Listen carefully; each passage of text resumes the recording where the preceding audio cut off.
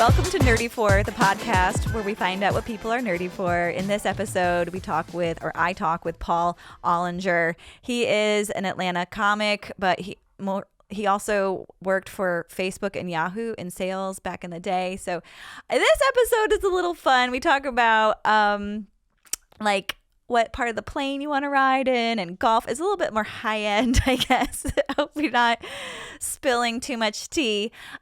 He is very renowned. He has done all of these festivals around the country, and he also has a podcast called Crazy Money that has gotten awards. It's wonderful. Check it out. Today we are here with my good friend. Hello, friend. I'm so glad to have you in my costume closet. Did you know that this is my costume closet? Is it your costume closet? Yes. I believe that. Behind those doors. I believe, first of all, that you have a costume closet. Yes. You don't have to convince me that you do. I know, right? I'm a big weirdo. I talk about it in my comedy. Yes, you do. I probably talk about it backstage. But you're a weirdo too, I bet. Let's find out. I'm not going to do your intro. I'll do it at the end. I'll do it later. I'll do it at the end? Good place to I'll put plug an it intro. in, and then we'll attach it to the front. I'm so nervous about saying your last name right now. Why? I'm sweating through my dress because I always mess it up. Paul Ollinger. That's correct. I did it! First try. I called you Ollinger. Yeah. A bunch of times. Ollinger. It's an easy name to mess up. Okay. Maybe I will do your thing right now. Okay. You've been doing stand-up comedy for 10 years. You have been running your podcast Crazy Money for 4 years, and it's doing quite well. And you're a parent, so you and I get to talk about that kind of stuff backstage, which is nice to have a buddy. I have a show I need to book you on, by the way. Oh, great. Don't leave without talking to me about that. And Paul, you talk about money a lot. I do. Let me ask you, Paul, what are you nerdy for? What am I nerdy for? Yes. I'm nerdy for my kids, grammar, golf, comedy. Good times. Yeah. And are you nerdy for money? I guess so. I think about it a lot. That's the name of your podcast. Yeah. That's Well, what I mean, I put don't think about money a lot. Like, how do I get more money? I think about like what money does to us and what it doesn't do for us, and how the things that we think we want in life don't necessarily pay off. And money was that thing for me. There's a psychological relationship with money. And you know this well from your podcast. The more money you have doesn't solve your problems. It can solve major problems like hunger and a roof over your head and education and healthcare. But beyond that, if you have any vices, it can explode those vices open, and then you can fail more royally. Yes. Do you have any vices? I have all the vices. All the vices. Yeah, I love drinking. I love cheese dip. I like attention. I like attention. Look what I can do. I'm an only child. Yes. Yeah, I see that. Oh, thanks. Yeah. Yeah. I'm one of 6, which is why the need for attention is so profound. Where do you fall in the 6? I'm number 5 out of 6. Ooh, okay. Yeah. Close to baby. Buried in the bottom The half. ultimate of like middle children too, Yeah. like the bottom of the middle children. The bottom of the middle children. That would be The middle of the bottom children. That would be a great album cover, like album name. The bottom of the middle children. So this is making me nervous to talk about because I was raised not to talk about money. Uh-huh. And then you talk about money a lot. But it's not about your personal money. No, but being candid about the fact that I made enough money to stop working in the traditional sense is part of the backstory. And if I weren't forthright about that, I wouldn't have the authenticity to be able to talk about what I want to talk about. And so I think that not talking about money is a bad idea. I agree. I mean, I talk to my kids about money all the time. Do you talk to them about sex? Nah, we're getting there. They're 12 and 13. So it's just, my son had a sleepover the other night, and I was like, who's going to one? And so we had a little bit of a talk about things, That can go teenager awry. things. Yeah. At a sleepover. Yeah. And of course he's like, I know. And he does know, but it's like, you can't with fentanyl and booze and all that stuff. You just want to be like, don't take any chances. There's no second chance. Education, I think, or just talking about more is not less. Like, let's talk about it constantly. I feel like just to remind them too, because their brains aren't developed yet, and their risk analysis is garbage. You think a boy under 25 doesn't have good decision making skills? Just guessing. Seriously. So, which is more uncomfortable for you to talk about with your children? Money or sex? Yes. This is the WASP meter. Beep, beep, beep, beep, beep, beep. I think sex, definitely. I mean, with money, you can talk about it like, we've normalized it. So, they've gotten an allowance since they were, I don't know, 7 or 8. Do you have the 3 buckets, giving, we did. sharing, and they actually, spending? so they have green light cards. Do your boys have green light cards? Did they have green light? What's a green light card? Green light is a debit card for kids. It's actually an Atlanta-based company, Green Light. I don't own any stock. I was gonna say, do they promote? No, it's a great company. They do really cool work, and so they're giving kids the tools to be able to manage money at a young age. And it's I don't know, like $5 a month or something per kid per card. And so the other day my daughter gave me a $5 bill and said, "Can you put $5 in my green light?" I was like, "You don't want the cash?" She's like, "I don't buy anything with cash." No one buys anything with cash, Grandpa. Right. So she was like, she uses her green light on Amazon and wherever. Mm-hmm. And so the whole point of having the allowance is to teach them that if they buy one thing, they can't use that money to buy another. Right. And you're talking about a few bucks a week that they get $1 for every year they are old. And like half of it goes into saving and giving. So they can spend whatever, $5 or $6, $7 a week on whatever they want to buy, spend it on. And the lesson is, if you want something that costs more than $7, you have to wait more than a week to buy it. Delayed gratification is the number one indicator of happy, successful people. Did you eat the marshmallow, Amy? Oh, I did. Oh my gosh. Right?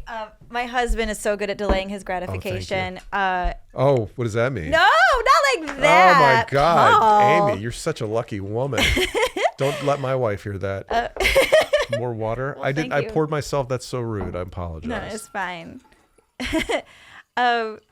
I don't feel like we're very serious because money and raising children is serious. And when you are in a circumstance where I don't know how much money you have, I'll show you mine if you show me yours. I'm just kidding. Net worth? No, I did not ask that. Your house is bigger than mine. That's for sure.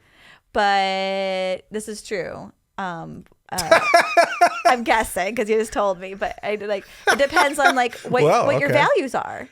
Like if you're trying to save some of your money to give to your children or your children's children, then having it invested in real estate. I don't give a shit about my children's children. I mean, I do care. I mean, I'm sure I'm gonna love my grandkids, but I'm not. You're not paying for their college. I'm not saving thinking about my grandkids. Now, maybe that's a short-sighted thing to say, but I kind of think about it like, look, I'm gonna get my kids, educated. And, knock on wood, they'll probably have a little nest egg when we depart, which will hopefully be in 40 years. But what they do with that is going to be up to them. I'm not spending a lot of time thinking about trusts for my grandkids. Okay. Do you know, I've heard a statistic about private schools here in Atlanta. Do tell. That like 75% of tuition at a couple of these old school private schools is paid by grandparents. Have you heard that? Well, I did not hear that, but I'm surprised there's that much generational wealth. Oh, there's a ton of generational wealth, and there's no better way to give money down from a tax. It's tax free. Than Joel, paying when for your episodes get bought, and then you have generational wealth. What I was about to say, why are you trying to give me? I am never gonna have money. I'm trying. Not with that attitude, you're not. I always said I'm going to be rich. I don't know when or how, but I'm going to be rich. No, I am terrible at money side of things. I'm really good at creative stuff. I'm really good at running projects and come up with new ideas and having drive. But then whenever people are like, how are you going to pay for this? I was like, I just have ADHD, and so I'm just going to do it all myself. Otherwise, I'll die. So right. You can, but anyone else, you should, generational wealth, you can give that. He's about to sell a TV show, though. That's great, dude. We'll see. So that we'll teach you what to do. We'll with celebrate your money. when it's done. Yeah. I didn't realize there was that much generational wealth in Atlanta. Good for This is a very wealthy town. Good for Atlanta. I mean, it's not evenly distributed, but it's. Oh, that's you're right. There's a lot of that very is wealthy kinda people sad. here. I was just imagining everyone was saving really well. I don't know. I mean, there's a lot of drive. I remember one time when I was a kid, our cousins came to town, and we didn't live in the big fancy neighborhoods, but my dad drove them through like Buckhead, and this probably drove down your street. It's a major in street. 1979 or 81 or whatever it was when they came to town, and they were blown away. They thought they were from upstate New York or something, and they thought they were going to come down and see the Dukes of Hazzard. And they're like, "What is this? This town is beautiful." That like, and they were really, and it was always like, "Oh, that's Coca-Cola money." I feel that I have this impression of people I meet, like friends. I've moved to Atlanta. They're like, "Oh my God, what's it like living in Atlanta?" And I'm like, "It's like it's not a banjo party. It's a metropolis city For sure. with big companies here, Yeah. and people from all over the world." We have so many Waffle Houses. I mean, that's a direct correlation to sophistication, is it not? Absolutely. Yeah. And shootings, I guess. Wait, no, that was the there was a shooting at a Subway sandwich shop over mayonnaise. Yeah, I remember that. Yeah, I remember a mile that. from here. Well, at least there was a good cause, good reason Well, for the shooting. I mean, The South takes the mayonnaise serious. for sure. Yeah. Seriously. We're talking about generational. You're not saving for the next. This is always my question for people. All right. Do you fly first class with tickets you've purchased instead of using miles? I will occasionally buy a first class ticket. Is it when it's I'd say 1 in 10 to 15 times. for a long flight? Okay, so for family vacations, we'll do, if we're going someplace like far away, we'll figure out a way to do business class. Yes. Like Yeah. an overnight flight Like where Europe, everyone's gonna like be Africa. sad when they get there. Yeah, like we're gonna figure out how to, like, that's what so between American Express points and Delta miles, I think we've, you accumulate them and then you have hundreds of thousands, and you're like, I'm saving that for the trip to Hawaii or the trip to Europe. Yeah. And Are I'm you not Diamond? I'm not Diamond. My wife is Diamond, but I'm not. My husband's and I'm not. I know, it's not fair. How'd that happen? I don't know. We're the ones traveling all the time. Is your credit card attached to her mile number? Because ours is attached to my husband's I don't mile know. number. I don't know how that happened. I got my I'm own being credit card. bamboozled, obviously. Yeah, something's happened. They're working something in the background to make it not work for us. I joke when I say this, and this is my Catholic upbringing, that I deserve to have the money, but I don't deserve to spend it. Yes, So that's a lot of people I know. yeah, and so I generally, like, we're going to Montana for spring break, and we're flying premium Comfort or Comfort Plus, whatever it is. Comfort Plus. Yeah. Biscoff or die. Yes. Comfort. Yes. So but the difference between, I mean, the real luxury in my life is working at things that I want to work at. It's not having a job. That's the most extravagant thing that I do. Yeah, having your time to yes. As And a so- stay-at-home mom that also had a nanny, I needed a buddy. Well, I agree, because then you have time to be creative. right. I mean, that's worth. I mean, I don't feel like I need to. I'm really conscious of not overspending and over extravaganting myself, because once you start doing it, you're going to get used to it, and that's going to become your new base, your new normal.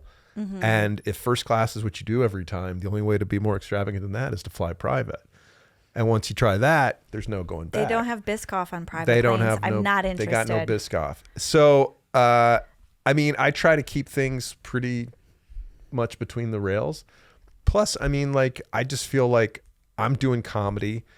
A lot of the times they'll put you in some really dumpy hotel. Do you go and because when I travel now, I don't want to stay in a dangerous neighborhood in a scary hotel, and so I'll pay for a safer space for me to Yep, stay, and then I'm the host, not to brag. So I have to go pick up the feature, and the feature is staying in a hotel that the club put the person in. So I have to drive over to the terrible neighborhood. Do you put your Four Seasons valet tag away? Yes. You Like, take that off the ooh. rearview mirror before. I'm a before you Kimpton pick girl. up the I feature. like all the Kimptons. Kimptons are cool. Yeah, and they're not too pricey compared to the Four Seasons. And then, yeah, I got like it's scary where these people are staying, and as traveling alone as a woman, I would feel. I can see why it's harder. Oh, that's your excuse. Traveling Yes. alone as a woman. don't You put it feel in gendered terms. I don't feel safe in the don't back feel of the airplane. Safe, and there's not even like a big tub. And the towels are Oh my gosh, so grody. modern hotels don't have tubs. They do at the Four Seasons. Well, there you go.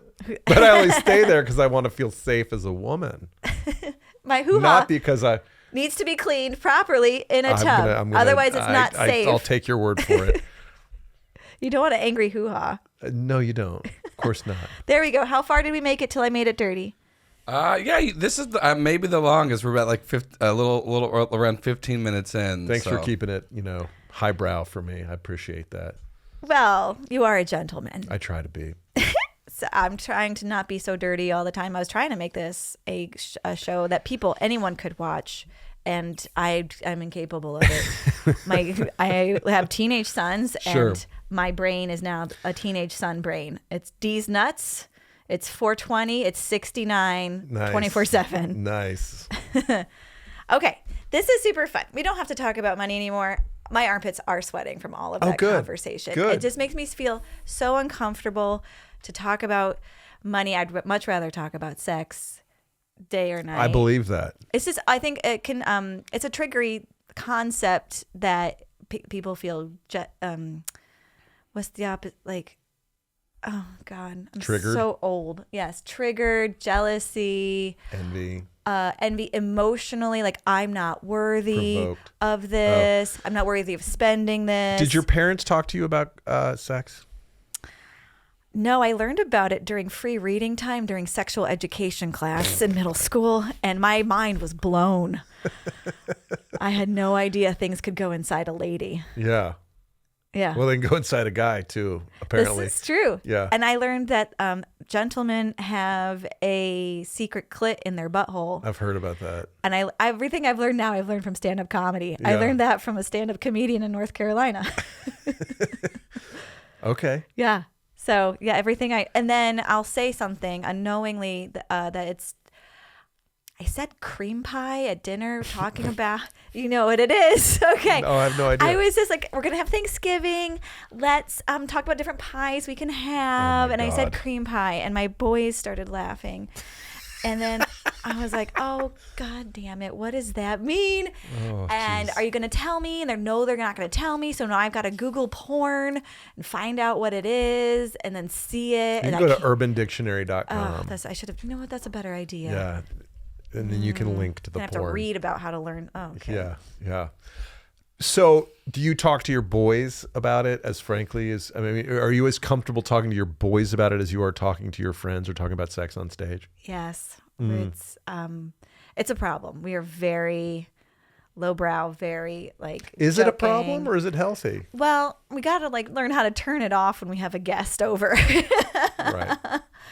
And we laugh a lot. We laugh a lot though. We were having dinner and I don't like spicy food, and my husband's like, you lied to me when we were first dating. You said you liked spicy food, and I was like, yeah, I was pretending to like spicy food. Right. I was trying to catch a dick, and the kids died laughing. They weren't like, ew, gross. They were like, that was a good one, Mom. Mom's a whore.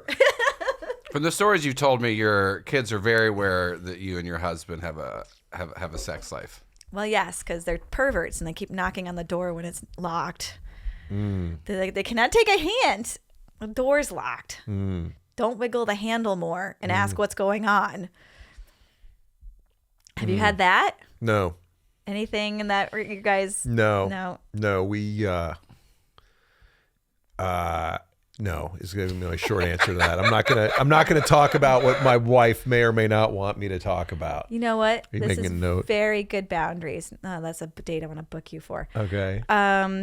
That's very good boundaries to have. I'm trying. My wife is very cool about what I can talk about on stage, but where I would never divulge something personal that I would think would upset her. I would never intentionally upset her. I don't want to ever hurt. My family's my number one favorite thing in the whole world. Yeah, for And sure. I don't ever want to embarrass them or hurt their feelings ever. And so if I ever cross the line and they're like too far, I cry and I'm Yeah. like, I'm so sorry. And Yeah. like, I will never say that again. Right. That's why I haven't released a lot of my comedy onto YouTube, Right. because it's private. It's for a room full of 100 You people right. at a time. But your That's kids it. have seen it. You know they've seen it.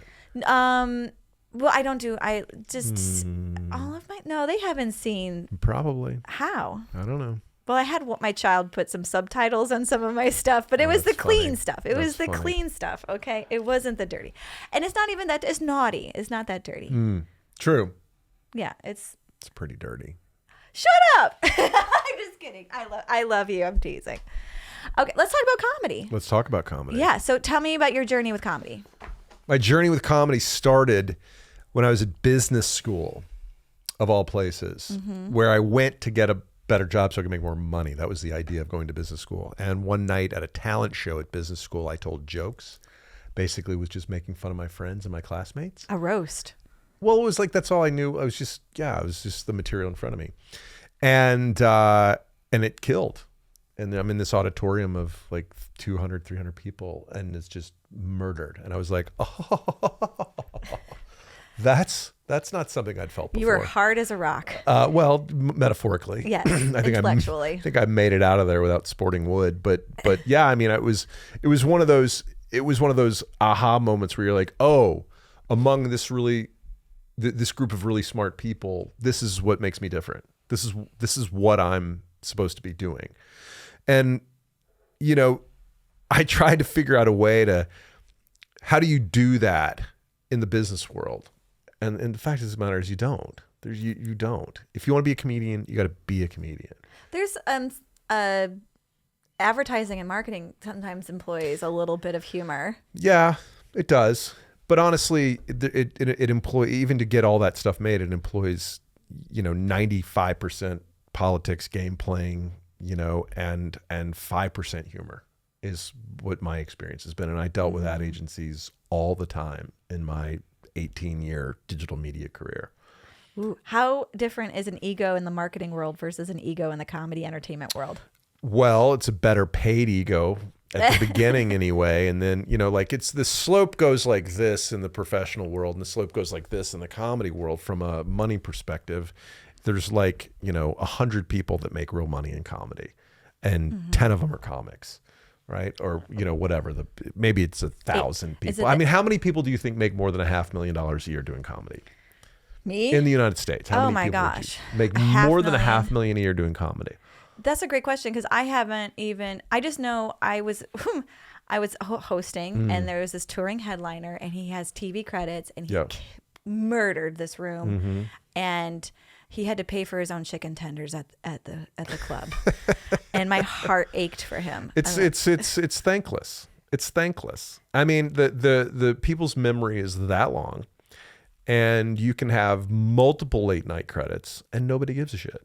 Nobody cares. You have to be really famous on Instagram. You have to not, whatever it is, you have to not need the industry for them to need you. You have to be able to sell your own way. It has to be all about selling your own tickets, because if you can sell tickets, first of all, if you can sell tickets, it doesn't matter if you're a comedian or not. If you can put butts in seats, the clubs will book you. If you can't sell tickets and you're the best comedian in the world, nobody gives a shit. You're going to be an opener. And you might not even be an opener because you're too good to open for some of these headliners who aren't as strong as the people opening for them. And I'm not saying that like I should be. It's just the fact of the way the industry works, and so it's all on you to create your own opportunity. How many people make $500,000 a year doing comedy? I bet I'd bet a lot of money that's less than 1,000. A lot. Is it 500? Maybe. Right. You're talking about an industry that now has tens of thousands of people in it, probably. If you look at the number of comedians just in Atlanta, depending upon how you define it. How many people are in the Atlanta comedians group? 200, 300? That's a lot of people So not making money. Not everybody is as active as other people in the group. But Atlanta's, one, let's say it's Georgia, it's one of 50 states. I was thinking about it. Could it ever be possible for comedians to make a union and then demand better pay from the clubs? They've tried. It's been tried many times. Dish. Well, I'm not 100% conversant on it, but I know it was tried in New York and in LA in the 70s, and there were in the early 80s, going back to like when Jay Leno was working at the Improvs and the Comedy Store and stuff like that. And it'll never work because there will always be scabs who would, and I might do it myself. I'm not saying that that's what union busters are called. People who cross the picket lines are called scabs. And would I do it? I mean, like, do I believe in the integrity of a comedy union so much that I'm going to not work based on what all these other knuckleheads are doing, on how they're making decisions based on their life? Am I going to do that? Probably not. I'm at a different place in my life. I'm in a different place. I mean, for good or for bad. I'm doing comedy for reasons that, that they're not doing. I mean, I just don't think the problem is anybody will say yes to an opportunity to perform for no money. The only time you have power is when you can sell your own seats, or you say no. Yeah. So the people who have all the power would have to be the ones that would, and in the industry. And why the fuck would they do that? Right. Well, to help an open micer who doesn't put in the work make $30 instead of $25. It's called being a philanthropist and altruistic, paying it backwards. Would that be backwards? That's also called money laundering for a lot of people, though. So. Oh. I feel like comedians are classically like independent, lone wolves. You have to be like alone in your head. And I feel like if it was improv people who are trying to make a union, they were used to working together and they would be able to do it. Like improv is by nature, it's a group activity. Yes. And they're happier. And comedy is maybe, I don't know. Comedy is by nature an individual sport. And because of that, the supply of adequate comedians so greatly exceeds the demand, the low bar set by many places that book comedians. If the people who book raised their standards and said only people with a certain level of competence get to play here, then you'd have something to argue for, because people of a certain skill level could get together and say, we're not going to work for less than this money. But the fact of the matter is, there's just a lot of people who are okay at comedy, and it's not like it's not like you're going to get everybody to stop working at the same time.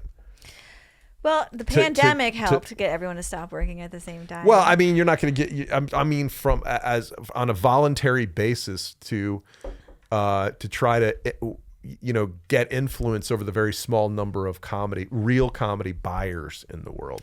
There's also like, so there's 100 bar shows in any given month. Am I off the mic? No, you're fine. Okay. I was just saying mine's lower. Mine's lower.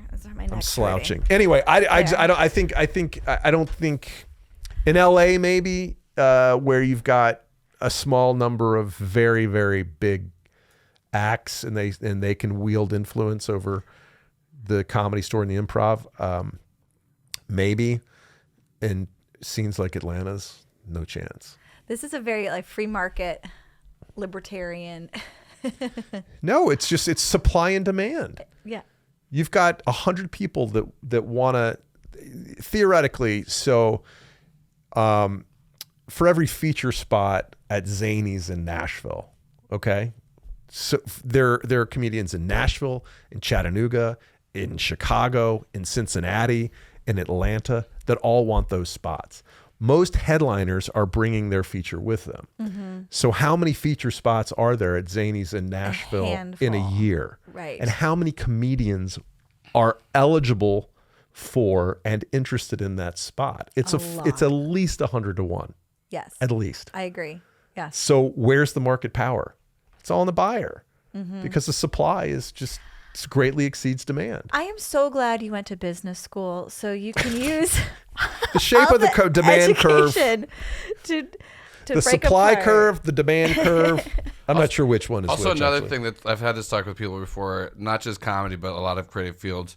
Like, you don't see anyone like, oh, I like to do accounting as a fun hobby. It's how I ease myself. But this is a field where, like, at an open mic, you can see people like, that dude's been on late night. That guy got like a deal with Netflix. This person, they just come to this one mic and they don't do a comedy anywhere else. So it is like a weird thing where it is a field where we have creatives, like professionals next to actual hobbyists. And the hobbyists might never want to go. And so what you're talking about too, like people banding together, that hobbyist doesn't care that they don't make money off of it. They're not going to try to fight for different things. So it is a interesting thing on top of that to where you add in, like, there are people that are literally just doing this for fun and never care about making money, and it doesn't matter to them. They're like, yeah, I spend $60 on a bar tab every time I come out. I buy a lift, but I don't need this for money. This is for fun. Yeah, it's true.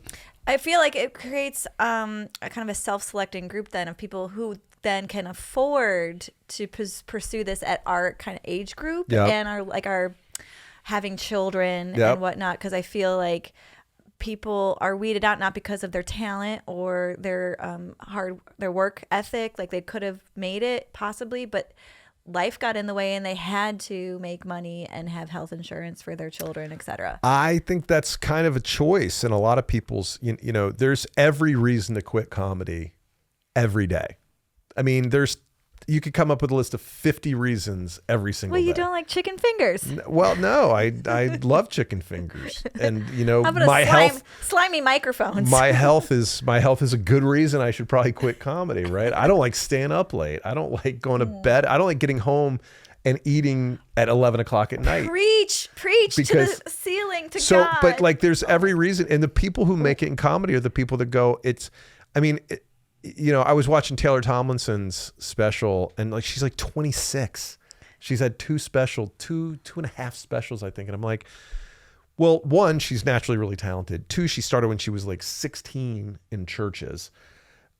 She's a very hard worker. She works her ass off. She doesn't drink or do drugs. Well, and she doesn't have kids, and she's not married. And so and I'm not saying that, and I just think that this is a young person's game, is what I'm trying to say. To stay up late. Well, just on every level, because it's all about focus and priorities. And if it's not your number one priority, you're not going to get to the same level as someone who is equally as talented, whose number one priority it is. It also and will remain. It helps that she's easy on the eyes too. Like, I think she's perfectly attractive, but when I look at her, I'm not going, oh my God, I've got to see what she has to say. I agree. She's, you know, I watched her special. It's so good. I watched her special thinking like, this is going to be lame and mediocre. And it was dark, and it was 60 minutes of joke after joke after. I was like, shit, she's fucking good. She calls it dense, like joke dense. It is laugh rich, joke dense, and it is deep and dark. And I liked it like that. Yeah. That sounded a little bit too aggressive. You got excited. No, I mean, I really like her too. When my negativity, I love it when I'm surprised, when all the scar tissue that I've built up in 10 years of comedy, watching people that, you know, are getting opportunities that I'm not for whatever reason, and then I have that attitude, and then I watch somebody who I sort of am making assumptions about, and then I go, oh shit, she's a badass. Mm-hmm. I was like, oh, I was like, I'm really happy to see her kick ass because of the high quality of her product. She deserves it. So one of my new things is the word deserve is a binary trick that our minds play on us. Ooh, dish. But yes, keep going. But does she deserve it more than somebody like? Well, I mean, she has put in the work. She didn't deserve it. She didn't get it for reason. She put in the work, and it's great. It's a high quality product. High quality product. She put in the work. Yeah. It wasn't like handed to her, and she doesn't have the backstory or. Oh, she got that evangelical church bump. all that stage time doing very clean material. The Andrew Stanley channel. Ayo. And she got bounced by the churches because she one post just started being too to real. Yeah. So she did one joke and they're like, you can't work for us anymore. Right. Well, good for her. It was best for both of them. I like that she was doing college gigs when she was supposed to be in college. That's hilarious. I know. What is after you perform, you come home. Yeah. Adrenaline? Do you still have adrenaline? Are you Tons of it. Okay. Unless It's I've still bombed 10 and then years in? and then I have regret. Yes. And I have a deep self-loathing. Spiral energy. What is your snack that you have? Oh my God. My snack is whatever's in the refrigerator and a couple glasses of wine. Oh, you do wine too? Yeah. Do you get out the laptop and like a notebook and start? No, my brain is only good for writing in the morning. And but I'll try to do stuff like I try to find things to do all throughout the day that suit my brain's inclinations. So like in the I try to write in the morning. In the afternoon, I'll try to do like administrative stuff, editing videos, posting on social, sending emails to clubs, all the shit you hate doing, right? Mm-hmm. And then at night, I'll generally kind of poke around. I'll try to watch other comedy. Watching comedies, I find it very challenging. You have to be in the right mood for it. Yeah. I as exercise will if I find a comedian I admire, I will try to analyze why was that joke funny? Mm-hmm. Okay, so it was a funny voice. Mm-hmm. Then I'll be like, okay, what jokes do you have that if you added a funny voice to would help make more LPMs, laughs per minute? And then I'll use it like doing math equations, kind of like if it's someone I really like, analyze it. But I can only do that when I'm drunk on an airplane. It's a debilitating disease. In first class or economy comfort? Well, I will do Comfort Plus because I can get my Biscoff. You drink in Comfort Plus? But they're free. That's why you get Comfort Plus. What do you drink on a plane? What don't I drink? It depends what mood. I would love to. Okay, these are my pairings. Mm-hmm. There was a time when you could get cheese at crackers and a white wine. That's a pairing. I can't drink Coach Class wine. I'm sorry. Oh, you aren't desperate enough. I can do Biscoff. Listen, no, like bourbon, like, you know, if I drank bourbon, I could drink what they serve in economy comfort. They have Woodford Reserve on there. Right, in but a I'm cute saying, little but they don't have bottle. the same kind of, like the wine in first class or business class is 10 times better than the wine a few hours back. I did not even notice that. I don't like drinking. It just goes in the wine hole, and I tell my brain to shut up about it. Right, the wine hole. You're so fancy. When I come home from a set, bad or good, the pressure is to walk by the kitchen and try to go to bed. And sometimes I'll get in bed and I'll be like, oh, geez, I can't. And I have to get out of bed, go downstairs, get the macaroni and cheese out, get the white wine, sit It's down. hard because, and that's the thing that's hard about comedy, especially at 50, almost 54 years old, is that, you know, your day is just kind of like, it shifts so that your afternoon is whatever, 7 o'clock or 9 o'clock. And your energy, your 7 o'clock energy is at 10 o'clock at night. And so, you know, like just staying awake to try to have that energy at that late, then you got to wind down, and it just throws everything off. And then your kids have to get up and go to school at, 6:30 in the morning. And you're like, all right, I got to try to get up and go do that. And it throws my whole sleep schedule. It's a nightmare. And then they say like the lack of sleep and things causes cortisol, and that's tummy fat. I know, right? We could have our tummies kiss. It's not just the cortisol. It is literally the coming home and wanting to eat at 10 o'clock at night. And I mean, that's not when you're supposed to be eating. You ready for this BS? Last night I was trying to go to bed, and then my brain started like maybe working on something, and I was like, God damn it. I got up, I went downstairs, I got the macaroni and cheese, and I got the wine, and I spent 2 hours working on it. So I'm 2 hours lacking sleep because I had to get up this morning to go to school with the kids. Right. So my body now has been trained to be creative at 10. You got to get rid of those kids. That's so the close. Problem. I'm so close. I've got 17 and 15. That's incredible. I've got 2 more years on the last one. I'm going to move in when they're gone so you can still have somebody to take care of, and mother. Yes, I feed him a lot. So I feel, Joel, I would love to turn this into a comedy compound and have The clean comedians can come live with me. The clean ones. So Yeah. no You comics say then? clean. What do you mean by clean? You Not mean clean material. those who bathe. Tidy. Right. Not leaving their drugs everywhere. Who would be For invited? the dog to eat. Who would be invited? Oh Besides my gosh. me, obviously. Oh, I'm not going to play that game because I'm not going to everyone. Oh, that's smart. I didn't mean to make it political. Oh yeah, let's not make it political. It's hard on our age group. But you know what? This is what I feel like is hard for young comedians. They're still trying to figure out who they are in this world, and then they have to go up and get compared every night to every other comedian on a lineup. And I'm old enough to know none of this matters long term. I'm a weirdo. My husband loves me. My kids are put up with me. It's enough. That's enough for me to feel like I have friends. I'm okay. I'm comfortable in who I am. I think to be growing yourself up in your 20s when you're still forming yourself, and then to be around that much alcohol every night and drugs and all the things that can mess with your hard drive in regards to depression, anxiety, circadian rhythms, all of that. It terrifies me for these people.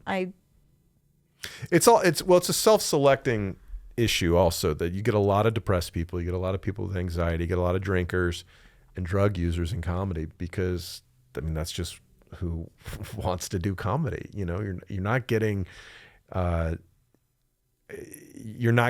most stable, the most boring people. You're getting some of the funniest, most interesting people in the world, and a lot of those people come, you know, they're funny because they're damaged. Oh, I mean, yeah. It's true. It's true. We were talking about Taylor Tomlinson. She talks about her depression in that special, and it's like she's not kidding around. It's and the her real bipolar deal. disorder. So I mean, Yeah. like it's like I've that's not something I want in my house, but it's quite effective if you want to be a great comic. I like there's a Pollyanna inside of me that wants everyone to be happy and have a snack. And I like to think that you can be happy and healthy and ridiculously funny. Why don't you run a theater camp is what I want to know. I don't like children. They're they're creepy. Well, there's your answer. I'm also probably not allowed near a lot of them because of the because my potty restraining mouth. order. Yeah, seriously. My sense of humor. Okay. Oh, yes. I think we can head into how are we doing on time? Can we head into the rapid fire? We're around like 40-ish. Okay. We have business school. Did we start already? I didn't know. We started. Okay. I asked you what you were nerdy for. Yeah. So you're nerdy for golf. Yeah. Wah, wah. See, I feel Way as to if I've just been judged. Yeah, way to make the guests feel really comfortable. Your interest is not interesting to me. Yeah. And it's also not very, I guess there could be golf nerds out there. I play tennis, but I don't want to. It's because I live in Buckhead and they make you do that when you move to Atlanta. Who makes you do that? The society does. They're like, welcome to Atlanta. You live next to a golf course. here's Every your time tennis I racket. drive Here's your by a tennis golf course, like to get to your house. There's several. Yes. But that's a public golf course. It doesn't count. Ugh. Terrible. Where do you play tennis? I played Ansley. The place you play. We're not going to Yeah, talk about it. This is for sure the wealthiest episode that we've done. I know. I have a peer on, so it's kind of fun. So why don't you? What's your beef against golf? It takes forever. This is what I think. This is why I think men like it. Because when you're playing golf, no matter who calls or texts you, you can't stop. You're like, I'm in the middle. I'm on the course. I can't right now. Because there's some sort of like rule that, it's a tee time and you can't leave your partner. Yeah. And so it's a get out of jail free card for F the rest of my life and anyone who depends on me. I am playing golf now, which is probably a release and I probably would love it. But I feel like, especially men who are playing a lot of golf, I think they're possibly just like running away from their obligations. I think that's true of men who fish, of men who work on cars in the garage or do whatever, or even just do a lot of yard work. They're just trying to be in a place where they're not bothered and where they can be out of the blast zone for a little while. But I think part of that is it's kind of like, do you play so much golf because you have a bad relationship, or do you have a bad relationship because you play so much golf? I mean, like, I think these two things are related. The thing I like about playing golf is that when you're playing golf, you're talking about golf. And so that and I would imagine the same thing is true for any deep hobby that people have. If it's fishing, you're hanging out with people. A dad and a son who are having big issues with something going on in their house can go fishing, and they talk about fishing. And they talk or golf, and they talk about golfing, and they're not thinking about the thing that's stressing them out. They're talking about golf. And you can just beat it. It's a structured hang time that you look at all these studies about human happiness, and the number one thing that contributes to our happiness is relationships. And you don't think about fostering your relationship when you go out on the golf course. You're just going to play golf. And yet you bond, you talk shit, you tell jokes, maybe you have a couple of beers, you relax. You're not thinking about all whatever's stressing you out at work or at home until I joke about this, but it's like my wife would text me here's why you don't answer look at your text on the golf course, because your wife texts you, goes, we should buy a bigger house. And it's like, no, we shouldn't. And this is going way back. We're not having that conversation anymore, but it's like, and then your head starts to think about stuff. You start stressing out. And the best game of golf you're ever going to play is when you're not thinking about anything. You're not even thinking about how to hit the ball. You're just playing. In the zone. Yeah, I mean, it's like being a goldfish or whatever Ted Lasso says, right? You're just playing the game. You're unconsciously competent. You're playing the game. You're not thinking about what your boss said. You're not thinking about what your spouse said. You're not thinking about your taxes or whatever. You're just playing the game. There's a thing about raising boys that to get them to open up, you are not supposed to make direct eye contact. Shoulder to shoulder. It's supposed to be hiking, take them for a walk so they can feel enough space to be honest. Or you're supposed to, like in the car ride, a lot of my mom friends would say that's when the boys in the back would start talking and she could find out what was happening in their lives. That's right. And they're able to open up and analyze their feelings more and express them. So now that I'm thinking about it, golf is literally riding in a car. That's true. Everyone's forward facing, and then it's getting out and hiking around. So it sounds like it's man therapy. Yeah. Okay. And it's like, look, guys don't talk about relationships in the same way, but we love each other for the most part, right? And so you get to be with somebody that you love without, calling it a relationship. And it's a group activity. And it's a group activity. So it's not so Well, gay. it's a group activity. Well, I mean, they would be totally give me like a Spartacus thing. If I don't know, it could have devolved into that. But I mean, it's just a way to hang out with your friends. I love that idea. I love the hanging out. I love drinking, day drinking, especially my faves. Sure. Pass out at 6 p.m. Yes, please. I think the part for me, I could never hit the ball far enough that my father would let me ride in the cart. Oh, now we're getting to the real I would issue. run along next to the cart, and he's driving, and he's like, "Let's see if you can hit it farther." And so now we know why you don't like golf. it looks really hard. It's your daddy issues. My daddy issues. It looks really hard, and then you have to make sure the ball goes where it's supposed to. Yeah. Especially if you have a course in a populated area. Yes. Where there's car windshields and children's heads. Is there something else you need to get off your chest, Amy? It's a little tight at Ansley, and I've heard 4, and I don't know what that means. And then a ball falls through the tree next to me and my children. It's a hard. The challenge with golf is that it's hard. The learning curve is very painful. Like being not being good at golf is a difficult place to be. It's not fun when you can't make the ball even come close to doing what you're trying to make it do. It sucks. It's not fun. But when you get to like a basic level of, even if you're not scoring well, if you make 5 shots around that are a reflection of what you intended to do, that keeps you coming back and practicing. You get enough of a taste. Yeah. It's like comedy. Have you ever heard Mike Birbiglia talk about like, there's this self-delusion that all comedians have to engage in, because if you didn't, you would quit before your first set was over, because you're so bad, but you're having fun. And it's like you get off stage and it was awful, but you're like, that was good. That was awesome. That was really good. And if you were self-aware, you'd be like, that was terrible. Right? You go back and I wonder if you have I have videos of my first sets, and I go back now, I'm like, oh my God, I'm too big. It's too much. 5 years later, do you have like videos of yourself golfing? No. But I did probably watch my first. I took a comedy class in 2001 in Los Angeles, and I watched my graduation show not too long ago. And I had my hand on my hip, just like this. Oh. The entire 8 minutes. It was sassy frass. It was very sassy. I was very nervous. Do you still do this on stage? I don't do that. You know what I'm doing on stage right now? I'm rocking back and forth. I'm like, what is? Like you're holding a baby? Kind of. Maybe that's what it. Maybe it's soothing. It must be soothing. Mm-hmm. That's what it is. It is weird. Like going up and talking as if you're having a conversation and then answering your own questions, and then it's artifice, and then you have to make it feel real. So well, if it doesn't feel real, it's a problem. It's a problem. Yeah. I was gonna make a dick joke, but I didn't because I'm a lady. You know what? I really feel like we're onto something with this. Golf is just a way for men to talk, because tennis, all the old women, and I put myself in this category, in my neighborhood, we all play tennis. And you try to hit the ball as hard as you possibly can at those catty bitches. Oh my gosh. Okay. So, it's direct eye contact. Like they're looking at you, we're looking at them. And then when we have to change sides, we stop, we chat. Mm-hmm. And then we continue on our thing. And you mumble shit under your breath about your opponents.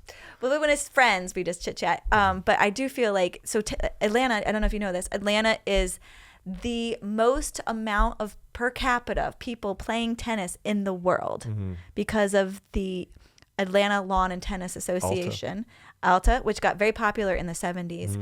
And I feel like that was like the same time period when Dr. Spock was saying you can't hit your children. And so the women of Atlanta stood up and were like, well, we're going to have to hit something. That's funny. And then they went and started playing tennis. I mean, literally a backhand is like a backhand. Yeah. And it's the same. You're supposed to hold the racket like your daughter just like scratches kind of the same itch. Yeah, like your daughter called you a bitch and now wants to ride to the mall. And so like the mall. Old school, 70s. All right, that was fun. I like talking about golf. And I mean, that's so gender biased to say golf is for men and tennis is for women. So you're engaging in horrific gender stereotypes. It's a nightmare, yeah. But I'm offended. It's helping me understand golf better. I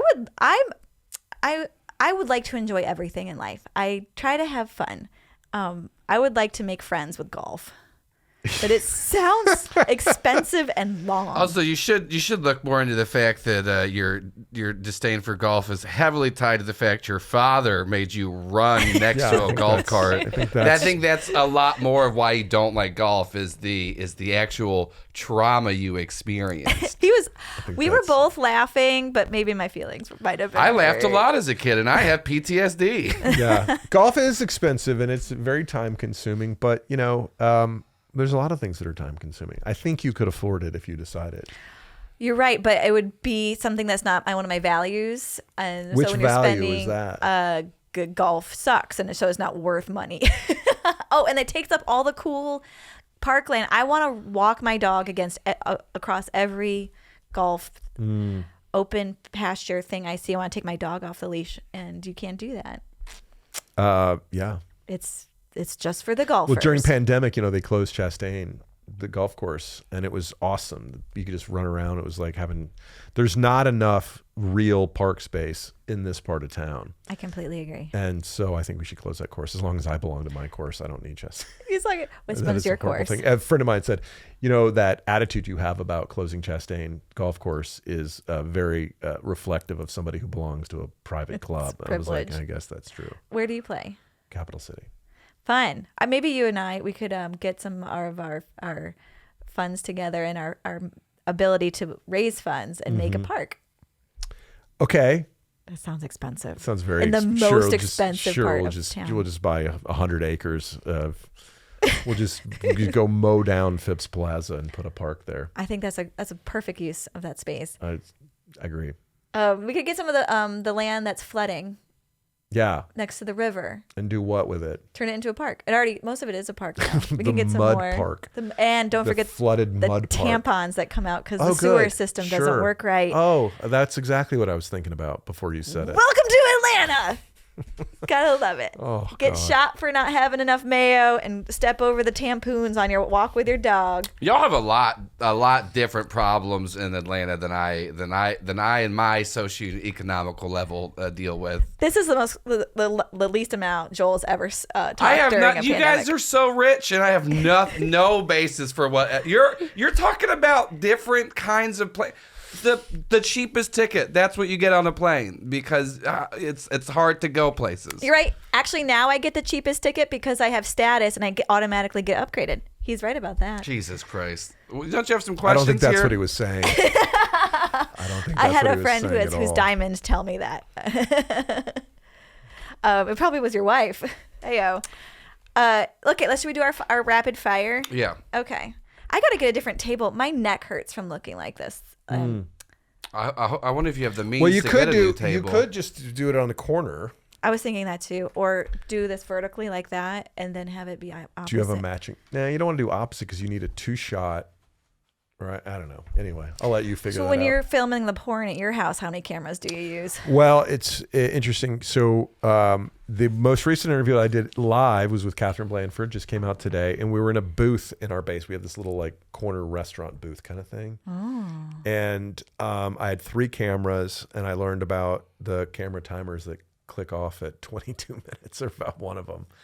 And so we had a 2-shot, and then we had my phone. But then my editor was like, dude, these are all different ratios and lighting settings and resolutions and all that shit. So there's a system where there's 3 cameras that you can sync. They're all the same kind of camera. And anyway, I might get Did that. you buy it? I might. I'm tired of buying new camera equipment. But if I were to do all my interviews in person, and the in-person ones are always more fun. I can't get my energy big enough to do it over the internet. But if you want big names, you're Yeah, just that's not true. going to get everybody to come to your house in Atlanta. I'm just doing this show to get people to come to my house in Atlanta. That's the So only like, reason. have you seen Amy's house? My God. I've interrupted you. Anyway, all I'm saying is that there's ways. There's like this system you can get on B&H Photo that's 3 cameras. They're all synced, and they're so you'll have all the same settings to make the editing part of it easier. Oh, that's cool. Yeah. Are So they- the question you asked was how many cameras. I had 3 cameras, so I could have a 2-shot and then a shot on her and a shot on me. And my editor did a great job syncing it. But when one camera shuts off a third of the way through the interview, there's nothing you can do about that. Right. Yes. Even if it's plugged into the AC. This camera is fancy, and it has, my son got extra batteries and extra hard drives, so it can get multiple hours when I'm traveling. It's the weird thing about cameras, like, so DSLRs, most of them can't film past 30 minutes, and the reason why is because the classification of the taxes that it's under, the difference of an actual like video camera and a photo camera, and so that is why they have. It's a really weird thing for why certain ones don't, but there are other ones. That's why we've talked about this before. Like whenever you said you want to do a multicam setup, I was like, we can do that, but it's a lot more cumbersome to do. Like it is doable. But yeah, ask rapid fire questions now. Okay, All we're right, gonna do rapid fire rapid fire. questions. We're gonna find out, Paul, how nerdy you actually are. Yeah. On the Dorkter scale. All right. Okay. Here we go. Have you ever been to Dragon Con? No. I didn't even know what it was until I started doing comedy here in Atlanta. Okay. Have you been to Comic Con? No. Okay, none of that. All right. Have you ever owned or ridden a unicycle? No. I feel like you were the cool guy at school. You've got all right. BDE. Oh, yeah. Yeah. Alpha? Well, yeah. It's a little bit. Are Yeah. you a leader? Or did you run for student council? I might have. Were you the school president? In high school, yeah. Oh, I called it. Were you prom king? No. Was your buddy prom king and you helped him get elected? No, but I was captain of the football team and I had the lead role in the play. Oh my God. I was a bit of an overachiever. Look at you. What was this? Which lead? I was Sky Masterson. Yes. I was in Guys and Dolls One of too. them. Who were you? I was a bit role. My name was Poopsie. Poopsie. Yes. Who could forget Poopsie? That was one of the most traumatic experiences of my life. Having 4 songs. I can't sing. I don't hear tune. I don't hear tone. But they saw just you. put me That's in a the leader, role, man. and it was terrible. So, isn't that those? Didn't Marlon Brando play that? Okay, so yeah, and I should have just done a Brando impersonation because he didn't really sing. He just kind of talked. He was just kind of Brando through the songs. And if I would have done that instead of actually trying to hit because you can hit a note by as opposed to like trying to actually hit the note. You can speak on tune. Yeah, and it's for singers it's harder to do, but for non-singers it's easier to try to speak on tune. Yeah. And the guy who is in My Fair Lady, Rex Harrison, I think, he did that, and it's really hard. Yeah, he did do that. I watched that with my daughter not too long ago. He was an asshole. Ooh, is he in the movie or in real life? In My Fair Lady, he was Henry Higgins was an asshole, was an absolute asshole. Yes, and he would be canceled in today's world. Gosh. Well, yeah, very much so. All right, this like isn't very person. rapid. Go. Sorry. Do you have a soldering iron? No. Have you ever had a woodwind instrument? I pay for one for my son, but I've never played a woodwind. Do you? I've never played in it. I've taken 3 guitar lessons in my life. That's it. Oh, well, you quit that. I did quit that. That's good. Because I wanted to do comedy. It's more important. Have you ever owned a cape? Only as a Halloween costume. That counts. I mean, maybe. I don't know. Oh, you don't know which costume? Which? I mean, my kids. No, I don't think I did. Right. When you get to a certain age, you can't remember all the Halloween things you've done. I was the 5th out of 6 kids. I had used Halloween costumes, and by the time they got to me, the capes had been ruined years before. Oh, nothing sadder than a holy cape. That's poverty. Well, it wasn't poverty, but or just wasn't abandoned children. This house. Well, we have less children. It's easier to take care of. That's true. Have you ever held a ferret? I have. My freshman roommate in college had a ferret, and I hated that little fucker. Did it smell terrible? It was terrible. It was Did terrible. you get laid at all? I moved out. I moved out because of the ferret. It's not you. I went to the dean of students and said, I want out, and I have completely justifiable reasons. Were you allowed? Was he even allowed to have a ferret there? And Yes. you were outing him? Oh, he was allowed to have a ferret. Yeah, he was allowed to have a ferret. They were like, you don't need your roommate's approval to get a ferret. Oh my gosh. So it's perfect training for marriage. I love my husband so much. He pays for everything in my life with his money, his labor and his heart. Like, he just keeps me together. But mostly his money. Every like, he holds me when I cry. I cry a lot. He's really ripped like from holding me. If he got a ferret, I might have to leave him. Yeah. Like, that's how weird they are. Okay. Yeah.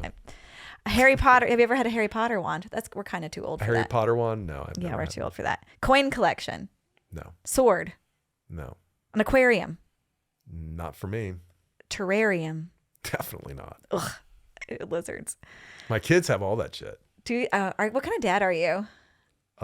Great dad. Are you like you can buy your terrarium with your own money, or just love me forever and take care of me when I'm old? You can have all the terrariums. If your kid can't hit a golf ball, would you let them in the cart or not? Or what are we talking? My kids have not embraced my love of golf, and they've gotten terraria and aquaria. Okay, Latin. Partially because nerdy. I told you That's I was nerdy for grammar. The justification there is you should learn how to take care of another living creature. That's true, but maybe one that snuggles would be better. Geckos snuggle if you get them close enough, I guess. I don't know. They've kept them alive for a few years. That's amazing. Yeah, it's been good. Do you know Morse code? No, I don't. Have you been to band camp? No. Circus camp? No. Theater camp? No. Space camp? No. Science camp? No. Allergy camp? Allergy camp. That's a thing? That's a thing. Yeah. The Ollinger kids didn't go to camp. We went to vacation Bible school. Oh, I'm adding that. Went to the like list. Jesus camp. Jesus camp. Church camp. Okay. It wasn't technically church camp. It was where you went during the day. You went back to your school during this is basically like Catholic school without uniforms during the summer. Oh, okay. And so you were at a Catholic private school. Yeah. And then they had camp in the summer. Vacation Bible school. Vacation. No, It was that was VBS. Oh my gosh. Yeah. And was it just all about the Bible, or was it like It was macrame? it was just babysitting basically because all these like there weren't nannies and long vacations and Back for in the the day. kids that went to I this never school. went to camp. Yeah. Yeah. You didn't go to theater camp? No, we didn't. I went to my grandparents' house. Right. Because it was free and down the road. Right. There Yes. you go. Do you have a framed puzzle? No. I like puzzles, though. You like puzzles. Have you ever used the word huzzah? I don't think I have. No. You're too cool. Did you ever have a goth era in your life? No. Okay. No. I had like a Pretty in Pink era. You did. I had like an early 80s or mid 80s haircut for a very short period of time. Tell me what your mid 80s haircut It was just like. kind of swooped down. Oh, did you flick it? Yeah. Did you come out of the pool and flick? Yeah. Yeah. Something like that. That's working. I can Yeah. feel a tickle in my no-no. All right. Okay. She's nerdy for being super horny. Yeah, I've heard that. What?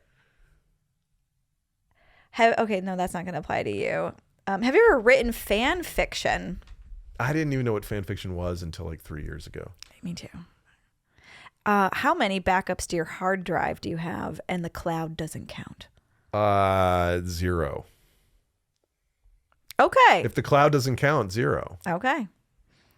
Have you ever had a birthday party for a pet? No. I And I think people who have Instagram accounts for their pets should be neutered. Heyo.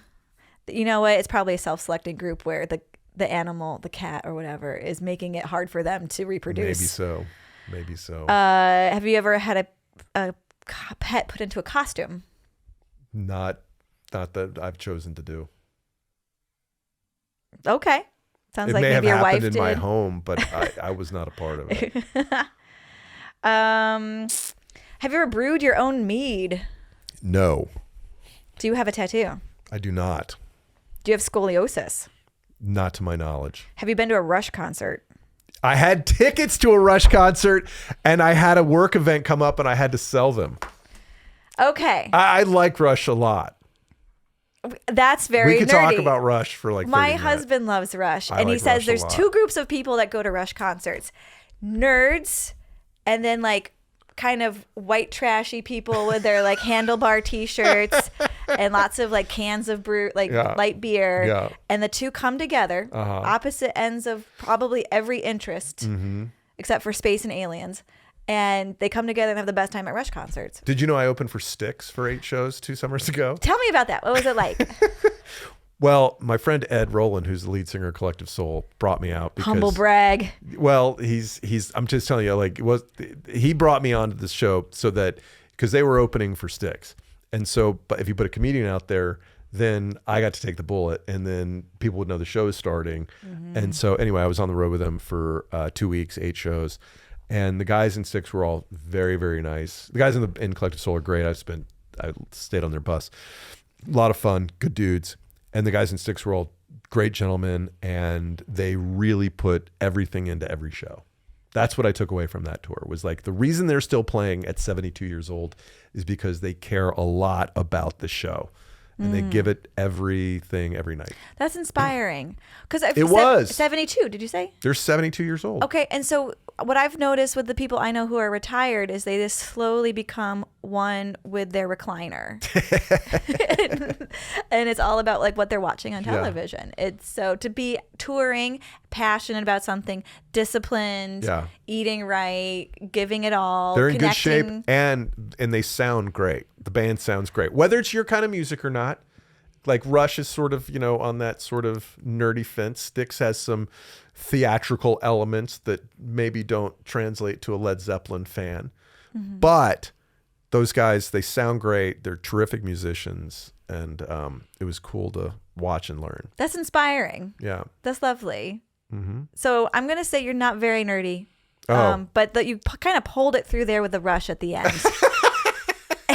and the aquarium Aquaria. terrarius. Yeah, that's the Latin nominative plural. Yeah. Agricola,mus, puer, puella. I took Latin, bitch. Yeah. Yeah. I'm not afraid of Did you. you say Puella? I Is don't know. Puella a I girl? don't know. I don't know. Might- You think about Cruella DeVille? Puer is boy. Maybe Puella is girl. I Is can't it? remember. It's in my hard drive from 7th grade. Hey It had- Siri, how do you say girl in Latin? I don't. Is that your phone? I turn my phone off. I don't have a Siri. You don't have a Siri? We don't have any Apple products in our home. Why? Because they suck. My husband feels like it's too proprietary, and we had one computer, and then it was like, oh, we're not supporting that anymore. And then he like runs Linux. Like it's a whole level. Wow. That's why I have the hard drive question in here. Jeez. Because he used to have a hard drive he'd put in his backpack because he used to bicycle to work. So he'd have one hard drive at work that has all our stuff on it, and then one at home in case the home burns down. Holy shit. And the cloud. Wow. Your husband's right. Next fudging I'm level. guessing he's been to Comic-Con. This is why I have such a I'm so like turned on by my husband. I mean, like he's thinking of everything. Wow. So I can just be a mess. All right, Paul. Thank you so much for being on our show. Thank Paul, you. give some plugs first. I'm Yes, doing do my your job plugs. as producer. When is this coming out? Oh, who knows? I'll be headlining the Comedy Catch in Chattanooga June 23rd and 24th, summer 2023. Make plans. Come to Chattanooga. Ooh, that's Yeah. lovely. I was hosting there. And I have a podcast called Crazy Money. It's very good. I find it fascinating, and you have fancy people on there. Not that you're not fancy. And I've listened to the people you've interviewed, and then purchased their books and listened to them. You hear that? And I Publisher, don't- you hear that? Editors at Knopf and publicists at wherever. Yeah, I don't even Book read, and buyers. I'm buying these books. That's how good it is. Thank you. I listen to them. All right. Thanks for having me on. Okay, thank you, friend. Bye. Bye.